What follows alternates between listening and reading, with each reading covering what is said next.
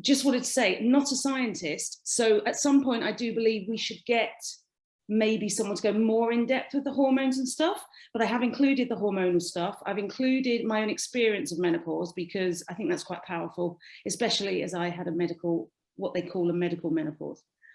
So I'm going to go through quite a lot of things, but I just wanted to make sure you realize that the reason I'm reading is I want to get the information absolutely correct, because it's not the normal language I would work in. However, I do refer to it all the time because I have to cross-reference any Chinese medicine I'm doing with westernized language.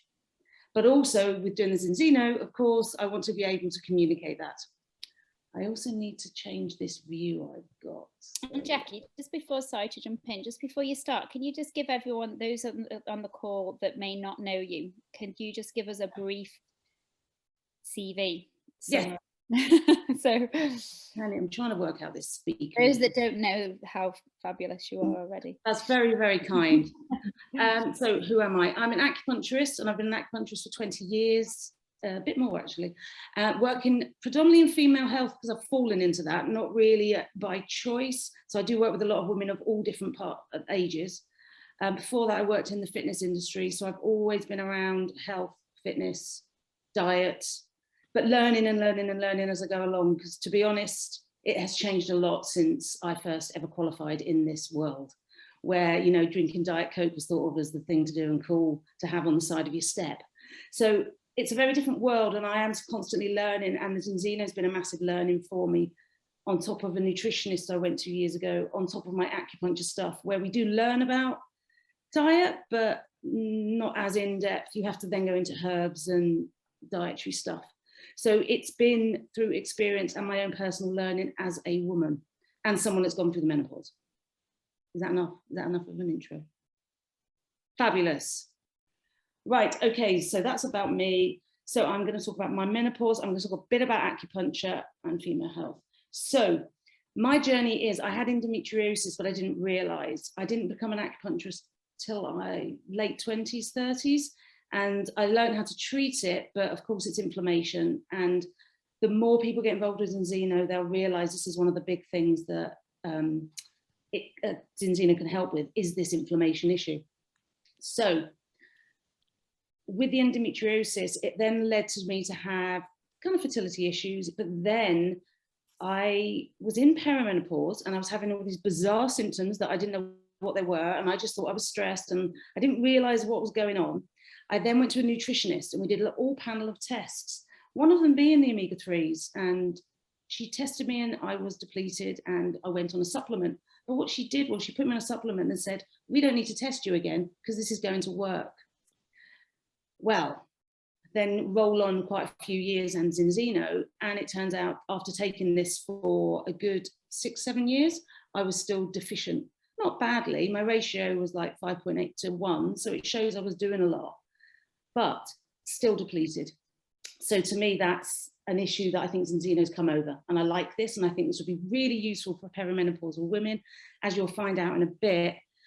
Having any inflammation in your body, having any signs of stress, and kicking off cortisol and adrenaline is a massive issue for our little reserve of progesterone and estrogen that we have in our adrenal glands. So I will go on to that.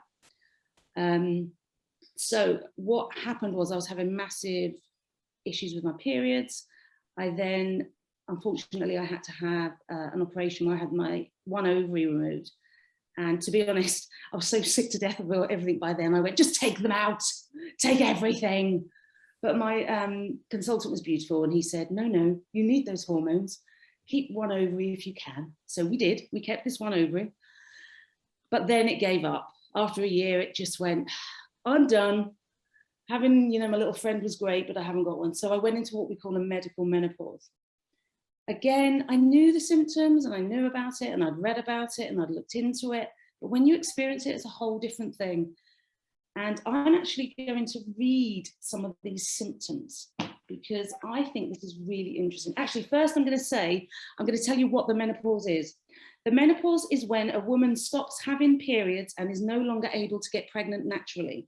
It's defined as the final menstrual period and is confirmed when a woman has not had her period for 12 consecutive months. So you might get women that come in and they've gone 11 months and then they get a period. They then go right back to the beginning, and they have to wait again, because you're not officially in it until it's 12 months, even though you really are kind of in it. But you could have a last FSH surge, which is your follicle stimulating hormone. And I don't know if you've seen those women that suddenly get pregnant in their 50s. That follicle stimulating hormone almost has a last hurrah and kind of goes, yes, let's do it. Let's get this. And out comes that egg that bizarrely gets fertilized, and everyone's amazed at this. You know, she thinks she's going for the menopause and she's pregnant. So that's one of the things that happens. But so when your ladies come to you, make sure you ask them, you know, have they had, if you've got that relationship with them, have they had that last period? So these are some of the symptoms of, well, in fact, a lot of the symptoms. I'm going to read them quite quickly, but I felt it was really important for everybody to hear these, and something I'm going to say at the end. So you've got mood swings and brain fog, lack of motivation, difficulty in focusing, all things that also depleted omega-3 has an issue for. Headaches, night sweats, hot flashes, which then can go into cold flashes. So you can go really hot, really cold. Breast tenderness, digestive problems. Again, we can help with this. Quick weight gain, or people lose muscle mass and lose weight. You'll sometimes see women with a really flat bum. And I know I don't mean to sound awful, but they suddenly go from having this round bum to this kind of flat bum.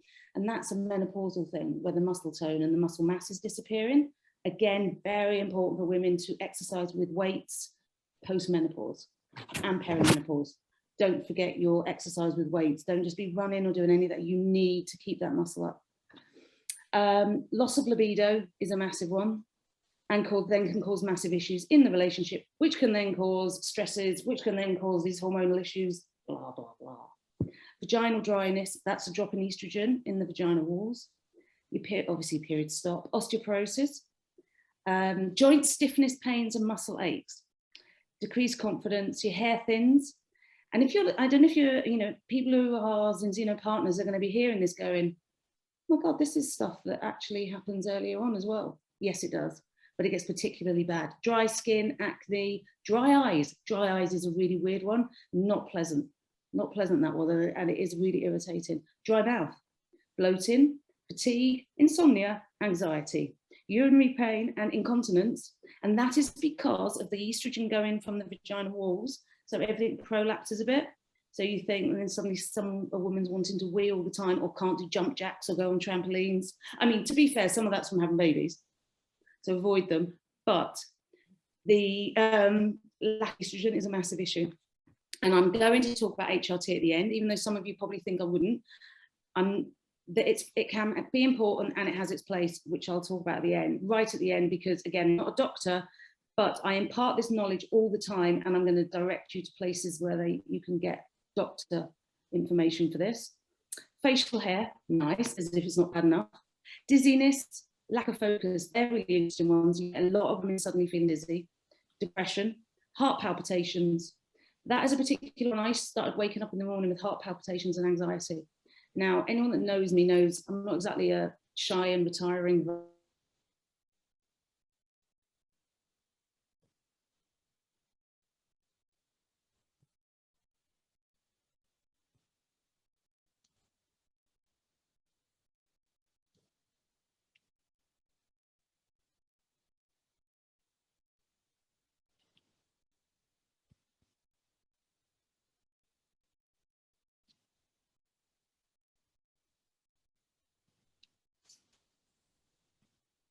Stop.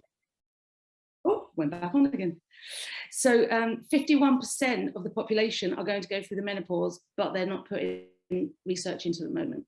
I don't know if anyone watched the Davina video documentary. There's a Dr. Newson on there who's amazing, who's pushing for it. There are lots of women, lots of great female doctors pushing this at the moment, but we aren't very looked after. But the genius part of this is we don't just need them, because we can do it ourselves. And I'm going to talk to you all about that later. Right, let's see what else is on my little list. Now, the best way to get through the menopause, perimenopause and menopause. And I'm going to use I think it's the Marines, fail to prepare, prepare to fail. So You need to start preparing for the menopause as soon as you're aware you're going to have a menopause. If you prepare well for pregnancy, you will absolutely be laying down the good foundations. So don't think I will prepare for perimenopause when perimenopause happens. If you run at these things well prepared, with a good diet, with a good well-being, you are going to fare better from this. Having said that, some of us are predisposed. You know, you've got genetic kidney chi, you will have been born in a way that you might have a more difficult time than others. That is not necessarily true, as in you can make a difference to your own health. You don't have to settle on, oh, it's going to be rubbish because my mum's was rubbish. That's not the case anymore. There is so much we know and we can do. Good nutrition, especially omega-3 and magnesium. Sleep, at least 7 hours a night uninterrupted. I do understand if you've got small children, that's going to be difficult, but 7 hours uninterrupted is the key. Now, when you've gone into perimenopause or menopause, that's not easy because you wake with your night sweats, with your needing to wee, with your itchy skin. So that's why if you can go at this healthy, you're not going to have so many of those symptoms. But again, you're dropping progesterone's an issue, you're dropping estrogen's an issue. It's fun, this, isn't it, this woman lark? And reduce stress. I mean, if only they'd said, you know, just don't stress, don't worry, don't, you know, just relax with our busy lives, and we are busier than ever. But that's the best thing to do. Prepare and get yourself fit now, which is what a lot of us are doing and what we're hoping to help anybody that wants to come on board with Zinzino, because they can literally help from home, which is, you know, you can go to acupuncturists, you can go to Reiki, you can go to reflexology, you can go to all these places. But if you're not doing the work at home, you're really not going to keep up a consistency that's going to help you and stop you being ill. So let's talk about hormones. Our hormonal system needs to work together for a balanced equilibrium. We have many hormones and they all kick into each other, and it's a bit like that game Downfall where they all go into each other.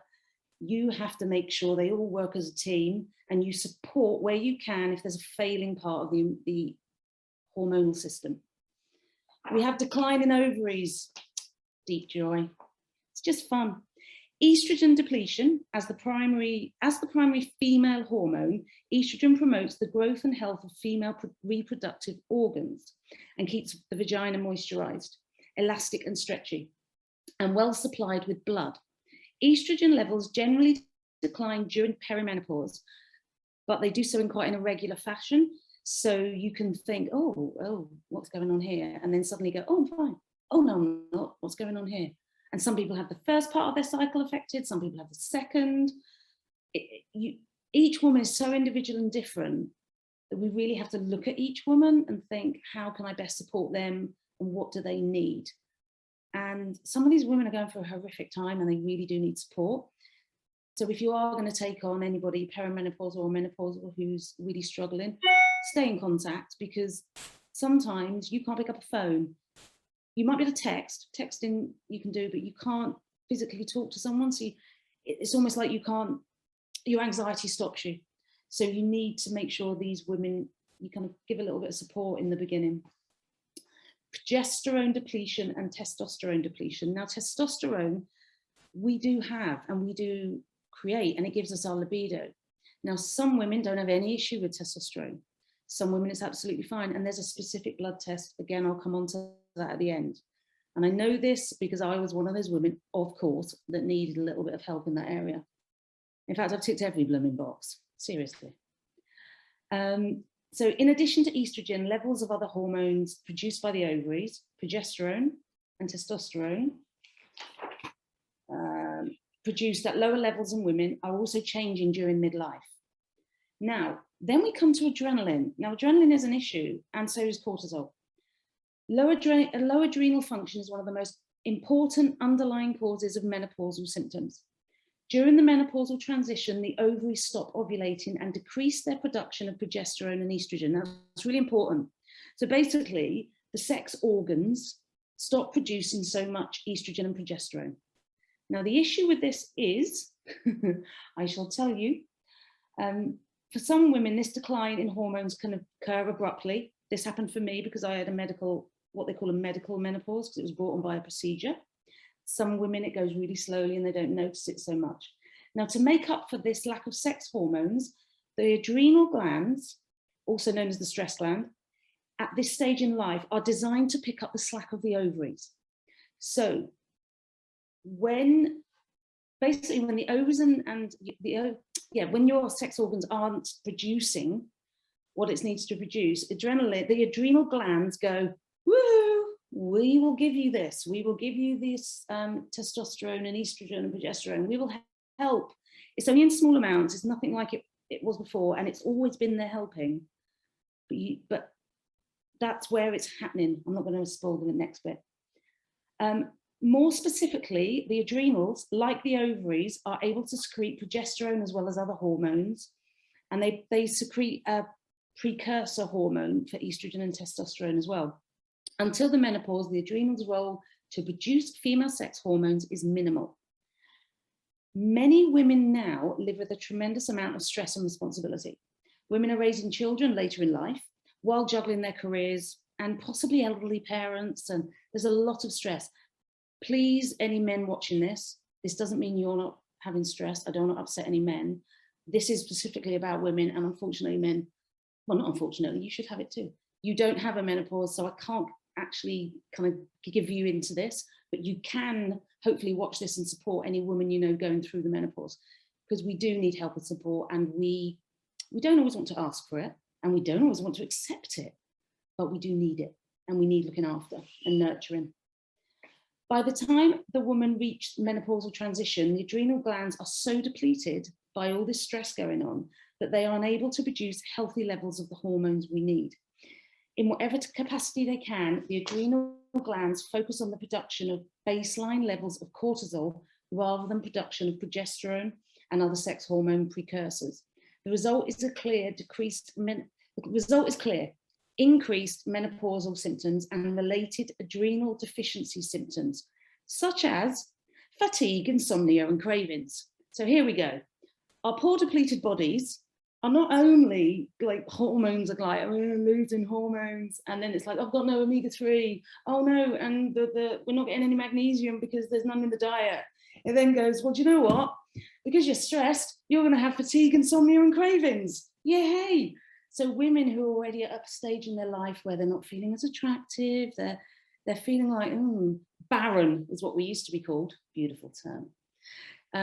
We're not feeling great anyway. We then get cravings. So then we want to eat more, and usually not what's good for us. So then we put on weight, and then we feel worse about ourselves. Can you see where this is going? So next hormone, cortisol. This is a motivating hormone. It's the kickstart in the morning. And it's meant to decline in the afternoon as melatonin rises. It helps neutralize inflammation. Now, talking of inflammation, so does omega-3. So let's help ourselves as much as possible. So if our cortisol is doing all this and our melatonin's going on, we need to reduce our inflammation. Yay, we have something that reduces inflammation. Okay, under stress, our body produces two hormones, cortisol and adrenaline. They are produced in the adrenal glands. They work hard in times of high stress, and they do have to work hard in the menopause, as I've just said, because we are trying to produce extra stuff to help us out. They are supposed to give us energy, focus, and increase alertness. Supposed to. These hormones are just as important as estrogen, progesterone, and testosterone. And long-term stress plays havoc with the balance of these hormones. They're beautifully balanced when they can be. But you know what? In the modern world, most of us aren't looking after that side of our health. Causes of stress. Now, this is important. So everyone thinks stress is something like, oh God, my dad's broken his leg and I've got to go and help him in the hospital. Oh God, I need to pay a bill. So we have the emotional stress, we have mental stress, we have the stress, poor sleep. If the best piece of advice you can give someone is 7 hours of sleep, at least. So poor sleep is a stressor. So you've got poor diet, so putting rubbish food into our body, and we all know the rubbish food I'm talking about, it just stresses you. Poor sleep stresses you. You've got environmental stresses. There is a report out today about how much toxins beauty products put into, and I don't mean the stuff to cleanse, I mean different makeups, different sprays, how much that puts into our bodies. So you've got all these environmental toxins that we're lathering on us every day. And then you've got the stuff all around us. And then you've got cleaning products. So we've got all this stuff going on. And what our poor little bodies don't understand is when a stress response happens, it doesn't go, oh, I know where that's from. We don't have to panic about that. That's my blusher. It goes, oh, okay, I'm stressed, fight or flight. Is there a bear coming? Do I need to run? Do I need to fight? So our bodies don't get it. So if we can just completely minimize stress on our bodies, then we will be helping the menopause. Fun fact, most women weren't meant to get to menopause because we're meant to die. Because when you have babies, you're kind of on the beginning of the end. And in the olden days, about 200 years ago, yes, you've got the old wise women. You always get women that defy the logic, or people. But predominantly, you died kind of mid-50s, 60s. And we're living longer, which is fantastic. But it means we really do have to look after our health. From as soon as we think about it, as soon as we understand it, and as soon as we know about it. We can't rely on other people to do it because they can't do it. We have to take responsibility for ourselves, and we have to look into stuff, and we have to investigate stuff, and we have to be open-minded. And we have to remember that Western medicine is bloody great for if you've broken your leg or all these things. If you've got emergency, it's great. And in fact, it's great for operations. It's great for loads of things. What it's not great for is taking over your own responsibility for your health, well-being, and how you get towards this menopausal state. You have to look after yourself. Right, yo-yoing hormones during menopause change the way we physically and emotionally respond to stress. So as women who've had periods, we know one day you can get someone throws milk on the floor, kid comes in, milk on the floor, and you'll just go, oh, accidents happen. And of course, pre-period, or if you're a high state of, then you're going to react differently. And then your body's in stress, and then everything else starts going out of balance. I'm not saying there's a magic cure for this, but we can definitely put steps in place, body, mind, and spirit, to make sure we look after ourselves and don't rely on other people to look after us. Again, I'm going to say during the menopause, the adrenal glands can support decline in ovaries and produce small quantities of progesterone and the precursors for estrogen and testosterone. So they can do this if they're allowed. Our bodies are doing their best work adapting through menopause. However, our adrenal glands aren't as efficient at producing progesterone and other hormones when they're constantly pumping out cortisol. Our bodies tend to choose survival over fertility. So bottom line, our bodies are going to choose to survive and pump out cortisol and adrenaline. By the way, if there's any doctors and nurses on here who think that wasn't quite right, please, please, please say something at the end. I have absolutely no issue with that. Before menopause, our bodies are great at buffering stress because we have optimum levels of progesterone. Once these levels start to lower during menopause, the cushioning effect of cortisol weakens. But when cortisol levels become higher or lower than normal for prolonged periods, our well-being is compromised.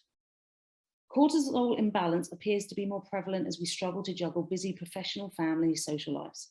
And until we can manage stress in a healthy way, we may continue to struggle with a significant cortisol imbalance. If nothing else, I'm hoping the pandemic taught some of us, I'm probably not great at this, so I'm going to put my hands up, but some of us to take stock of our lives a bit more and add in nature and getting out and taking time out for ourselves. I do know if anyone on here knows me well, they're going to be laughing at me saying that because I'm the world's worst. However, I do get my sleep. There you go. Menopause can for some feel very stressful, but let's not be negative. We can look at this phase as a positive transformative experience. This transition should be a time to pause, recalibrate, and evaluate life. I mean, how many times are we seeing women running into a cold sea? Women at this age do come into their own and can come into their own, and we should, I don't know, celebrate it.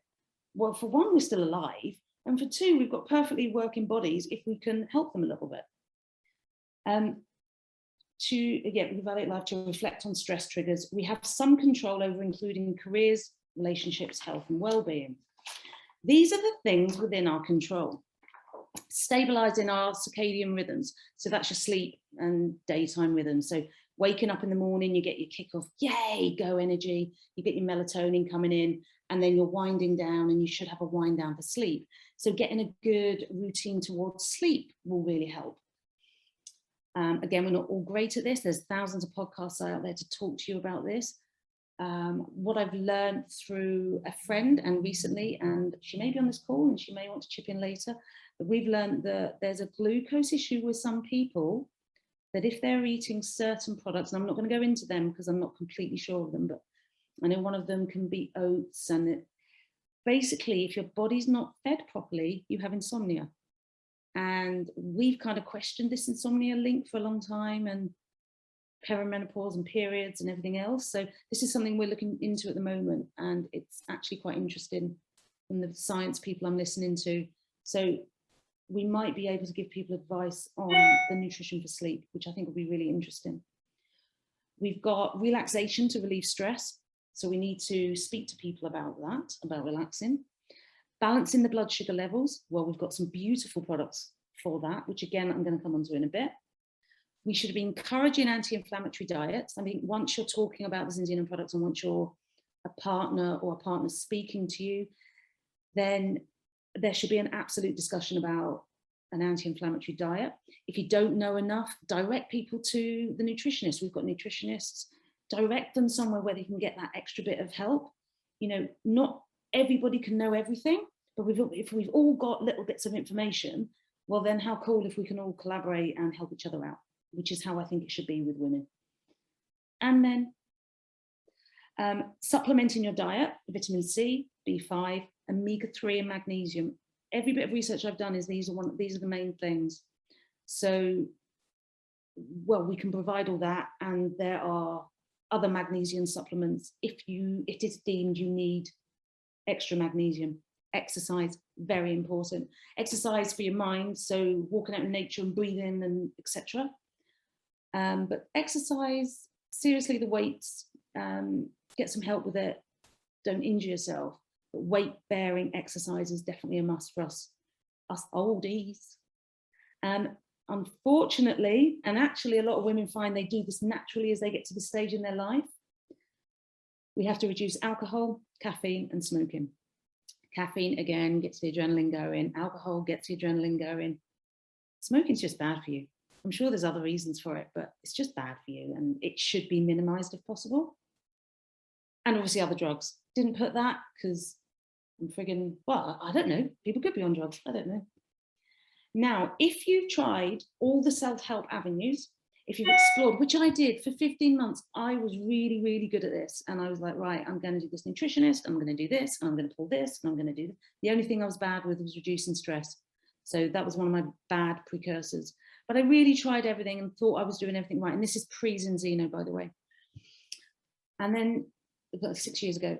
And then I went to a talk. Now, I'm part of the Zeta West network of acupuncturists, and we deal with fertility. But there happened to be a lady doctor in London from a menopause clinic speaking about the menopause. And she spoke about HRT. I'd kind of danced with it, but hadn't really got on with it. But there's some very specific ones and some very good ones now. If you need it, you don't have to do it. And there are natural alternatives, but if you need it, there is an avenue you can go down. There are no specialist menopause doctors in the NHS. We cannot see one. I'm going to repeat that. There are none within the NHS. We can go to a GP that has a special interest. We can train our GPs, which I did beautifully. But I through this private one in London, I then went to a private one in this area we live in. And yeah, I had to pay hundreds of pounds to get advice, functional medicine advice, other advice, and look at hormones. And there wasn't a lot of help 5 years ago. It's come a long way in 5 years, which is brilliant. But I got a lot of advice on what to do about different hormones and how each woman has to balance it if they need it.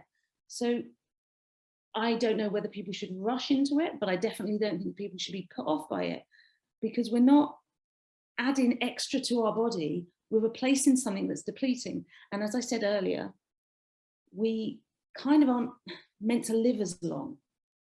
And some women, if we don't have estrogen in our body, can affect our heart, can affect our muscles. So I think we have to think very carefully about every aspect of this. But if I was going to advise HRT or tell people to look at HRT, I would absolutely be saying, do not do that without looking at your actual health first. You can't go on eating McDonald's, drinking Coke, not exercising, getting drunk every weekend, and then go, it's all right, I can take HRT. No, you can't do that. You have to really look after yourself as well, or just have a really bad menopause. I mean, it's your choice. But if you want to have a better menopause, you really need to get the foundational building blocks of good health in place and then navigate through it.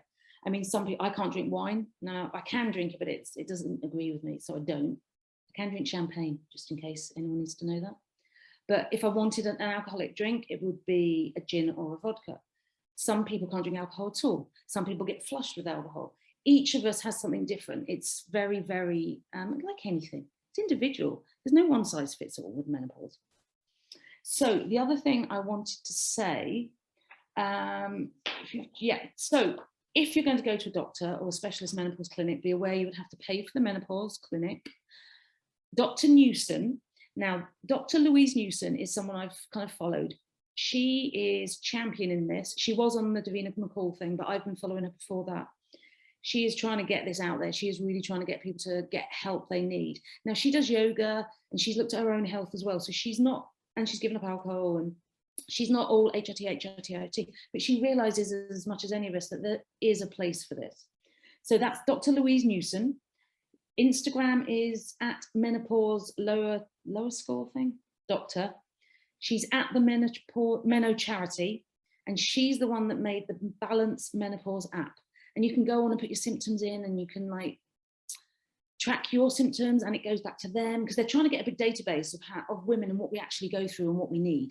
So that's pretty cool. So that's very much a medical route. And you've got the Manchester Menopause Hive. Their Instagram's very good, but you have got more of these stuff coming up. So balance it. If you're going to get a body, mind, spirit menopause thing, have a look at that side of it as well, and really get someone to talk to somebody who's either been through it or knows about it, so that they get like a good, you hold the hand into it, because it's a bit of a minefield out there. And you can also go to your doctor and they won't do what you say. So Dr. Newson has a printout that you can take to your doctor and go, this is what I need, this is what I feel. So there's masses of help. You've also got a lady called Dr. Christiane Northrup. Now she's not even alternative, she's an American gynecologist.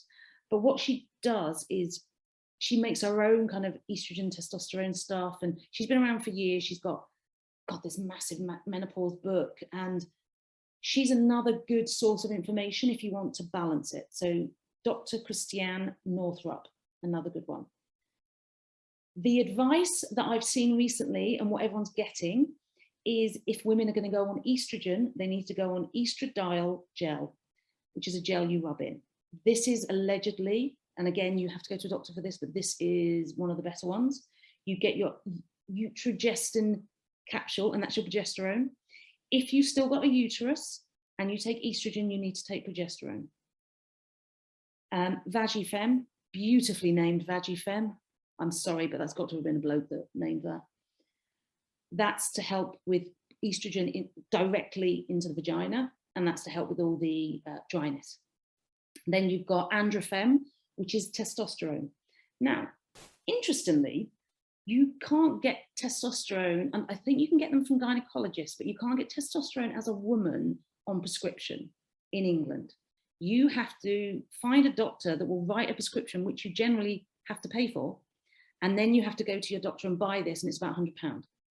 So if you do a certain blood test, and I would not take this without this blood test, and I would not take this without a GP or a gynecologist, but you will need a serum testosterone and a serum sex hormone binding globulin blood test.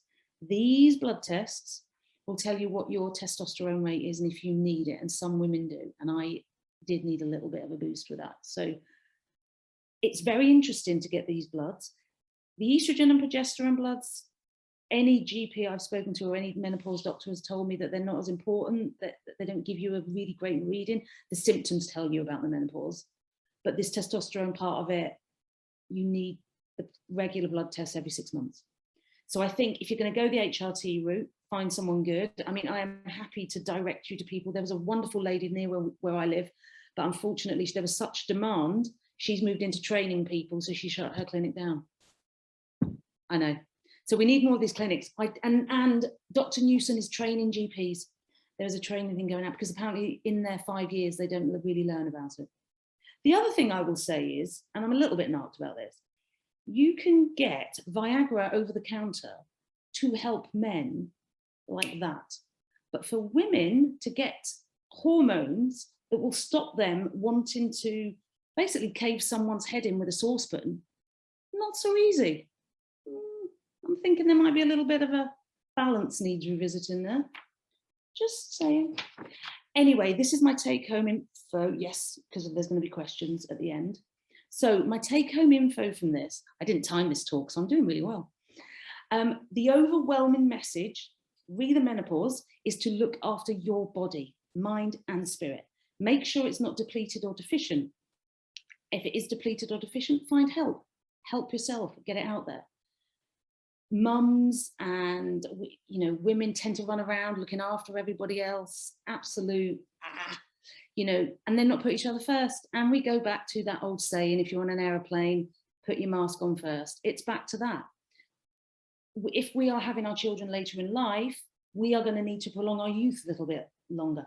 Oh, and the other thing, you can take HRT forever. You do not have to stop it. That's changed. But if you haven't had it for 10 years, you can't start it. Pretty sure that's the way that goes. But again, that's the medical world. You need to go to them for that. Our poor bodies are doing their very best, but we really need to support them in every way we can. Now, as Synzeno partners, we can help women navigate through this. I've put often difficult time, mostly difficult time. So balance oil will reduce inflammation. You are going to have increased inflammation. We're getting older, and poor diet and lack of sleep, blah, blah, blah. So we have the oil and we can test it and retest. On the subject of the retest, my retest didn't come back as expected. So I've had to have extra little bits of help, which have been, really lovely. The extra bit of helps have been brilliant because I'm now going to retest in 120 days and see. So interestingly, that nutritionist 5 years ago who said I didn't need a retest, if she'd retested me, she'd have realized actually my stuff didn't improve that much. So I think this test is vital and really important now for perimenopausal, menopausal women. So I'm going to say that off my own experience. That's my claim. And no, Synzeno aren't paying me to say that. The biotic to support the digestion. Yes, so many women get IBS as they get into menopause.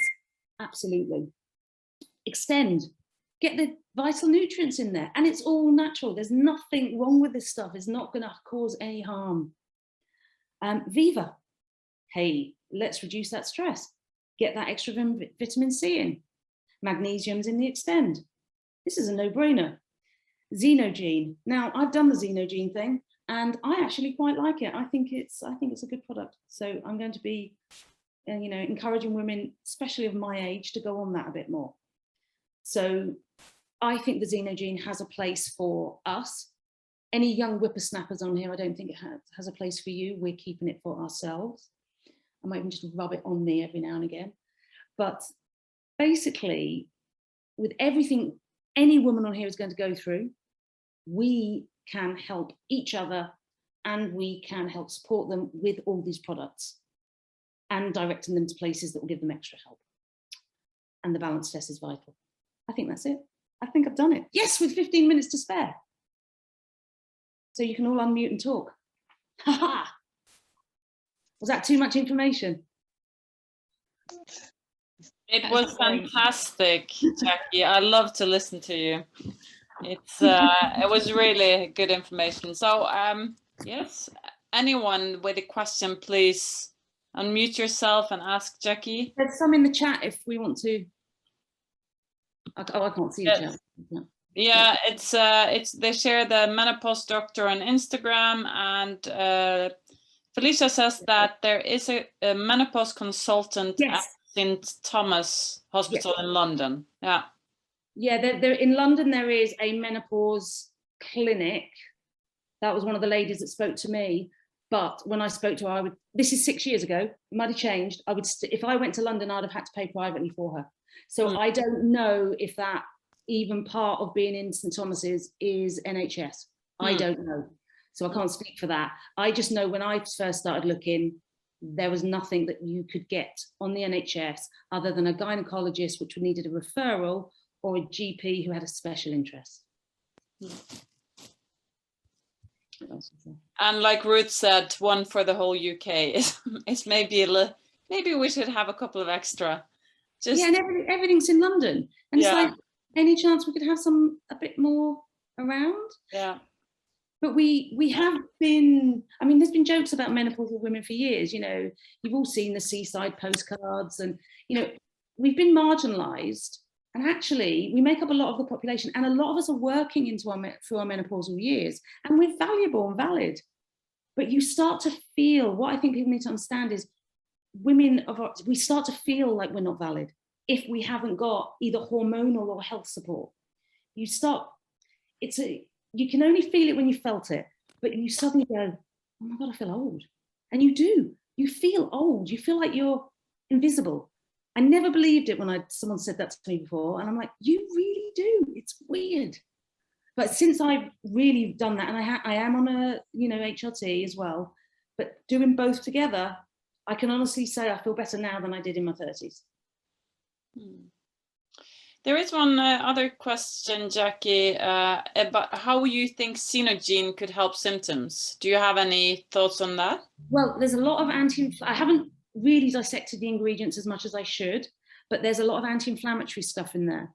So I think it would help with stress within the body, because the aging process, as Dr. Clayton has said, when the zombie cells are going around the body, that's actually stress. That causes stress because we're not getting rid of them, and it kind of causes an aging stress. And that's what the xenogene's designed for, to get rid of these zombie cells out of your body. And then obviously if you're encouraging stem cells, then that's going to be moving around the body as well. And you're like, oh, okay, which is why I don't want any of you young people taking it. So we're going to be encouraging, you know, that. But I think it's the anti-inflammatory properties of it as well. I mean, personally, I would like someone like Clayton or anybody else on the team to actually tell us how that would specifically fit with the menopause, because they can go into the ingredients of all of it. But from looking at it and looking that it really is designed for the aging process, I can only see pluses. And personally, I think my skin's better. Well, Kate actually said, your skin's better, what are you doing? I'm like, xenogene. I might as well have had a Zinzino t-shirt on. Zinzino. But seriously, my skin is better. Who knew? I mean, I was skeptical, as we all are when we take things, we're like, oh, but actually I do think it helps. And I think the turmeric part of it helps. But as I said, I think we need someone to break that down hormonally and nutritionally for us. Yeah. Another question is, what test should I have? What test should I have to see what my hormone levels are and what I'm deficient in? I've been menopausal for 9 years now. It was instant. Oh, wow.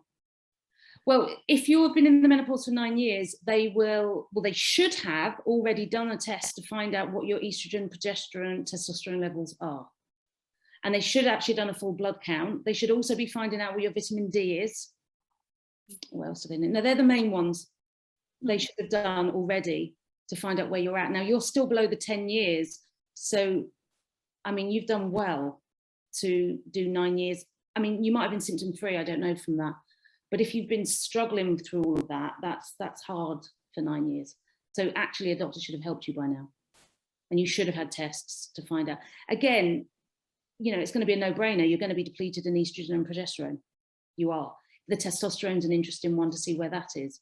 So it'd be interesting to see where they are and if you can get any help, or just keep doing it the natural way if you're okay. I don't know. Let's see, we can, if you have any other questions on that, Tina, then you can always ask it in the chat. And there's one, when you use it, do you incorporate acupuncture points too? And use, Personally, yes, I treat the menopause with acupuncture because there's so many books in acupuncture about this phase in the female's life and about, because, you know, it's valued, it's treasured, it's wise. We're the wise women. It's one of those parts in life that is revered in some ways. So women are looked after, but not so much in this country. But then that's the same as after you give birth in the Western world. Give birth, back to work. Give birth, back in your jeans. Menopause, oh, you're fine. It's like, no, that's not how it is. But I do use acupuncture to support menopausal women. But you don't have to. You can do it with all the other things I've said. So yes, I do, because I can, because I have need. I mean, obviously I'm not recommending anyone just starts putting needles in someone. It's not a good idea. What else is that? Chinese herbs. Yes, there are some very, very good Chinese herbs. The Western palate tends to moan about them though. So this for me has been a great alternative, because if I push someone to Chinese herbs, they don't taste the best and you really got to want them. So if you're not going to commit to Chinese herbs, just don't do it. But they are great and they can be great. And if you've got a great, I don't do herbs, but if you've got a great Chinese herbalist, or you know someone, the Northern College of Acupuncture, you can actually get the students to diagnose you, and the teachers will be behind the scenes. So you could go, can I please have herbs for this? And then they can supply it. So that's a good way of doing it. And it's quite cheap. And they can then recommend all their herbalists. Because one of our partners was trained there as well. So, but not, she's normal nutrition, not Chinese herbs. But they do all sorts there. So that's a good, and you don't, and because of COVID, they've done everything by post now. So that's always good as well. So yes, I'd recommend all of those to help. Whatever works. Basically, if you find it and it works, stick with it. I've had no help. It's been a struggle, but there's no way I'm going on HRT. That's fine. You know, I don't think not everyone should go on HRT. For some people, HRT is bad. That is a personal choice. We are all for personal choice in everything. So don't go on it, but I would recommend absolutely going on the Xenogene and all the full health protocol and all the other bits and bobs I've said to do. I'm really sorry you've had to struggle though so much, because it is horrible. What's the next one? I take Serorat anxiety for years. Got really bad. What do I do? Doctor, don't increase. Oh no, I mustn't say that. Oh, you're going to see Dr. Newson next month, right? Now, Dr. Newson's really cool because she did this really lovely podcast thing, and she basically said, as a GP, she used to give out antidepressants and anti-anxiety for perimenopause and menopause, and she now realizes that that wasn't the best way to do it. So the fact you're going to see Dr. Newson, I don't know, but I doubt she'll increase any anxiety meds. I think she will look at working out where you need some hormonal help and how you need help. And most menopause doctors are quite specific in the individualized help they give. Oh. Whose life has made a complete U-turn since taking the health protocol. I have no idea why the health protocol would have made her feel bad. No, I think she means it in a positive way, that when the client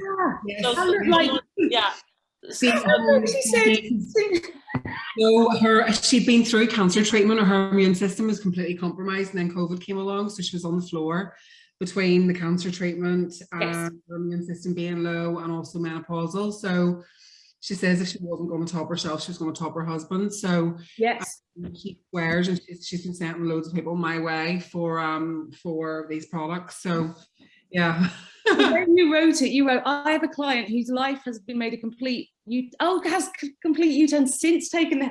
Yes. I read it. She was made suicidal by the health protocol. I was like, oh my God. That's not good. Oh God, yes. I personally think it's a really useful tool in an armor of tools that we should all have.